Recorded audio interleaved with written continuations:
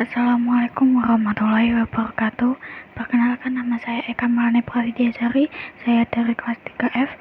Di sini saya akan menjelaskan tentang kajian fikih siasah dan perkembangannya. Yang pertama, kategori hukum dalam Islam. Syariah. Syariah secara terminologi bahwa syariah adalah jalan, aturan, dan hukum yang diciptakan Allah Subhanahu wa Ta'ala yang harus ditegakkan oleh manusia. Dari segi ilmu hukum, syariat merupakan norma hukum dasar yang ditetapkan Allah yang wajib diikuti oleh orang Islam berdasarkan iman yang berkaitan dengan akhlak, baik dalam hubungannya dengan Allah maupun manusia dan benda dalam masyarakat. Fikih. Fikih di dalam bahasa Arab, perkataan fikih yang ditulis fikih atau kadang-kadang fiqh setelah diindonesiakan artinya paham atau pengertian. Dengan kata lain, ilmu fikih adalah ilmu yang bertugas menentukan dan menguraikan norma-norma hukum dasar yang terdapat di dalam Al-Quran dan Sunnah yang disusun secara sistematis dalam kitab-kitab fikih dan disebut hukum fikih. Contoh hukum fikih Islam yang ditulis dalam bahasa Indonesia oleh orang Indonesia adalah karya Haji Sulaiman Rashid. Yang ketiga, hukum Islam.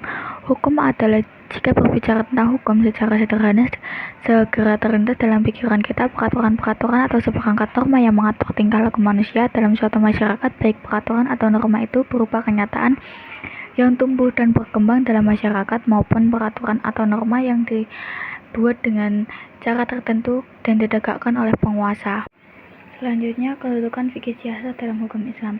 Menurut Dr. Wahbah Al-Ghazali, salah satu dari keistimewaan hukum Islam dibandingkan dengan hukum-hukum lainnya adalah bahwa hukum Islam ini selalu diperkaitkan atau dihubungkan dengan tiga perkara penting bagi manusia.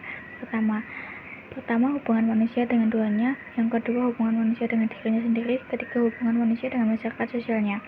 Dikarenakan hukum Islam diperuntukkan untuk dunia dan akhirat, agama dan negara, hukum Islam atau yang juga disebut fikih yang mana dalam hal ini berhubungan dengan apa yang keluar dari seorang mukallaf dari segi ucapan pekerjaan itu meliputi dua perkara pokok keduniaan secara umum.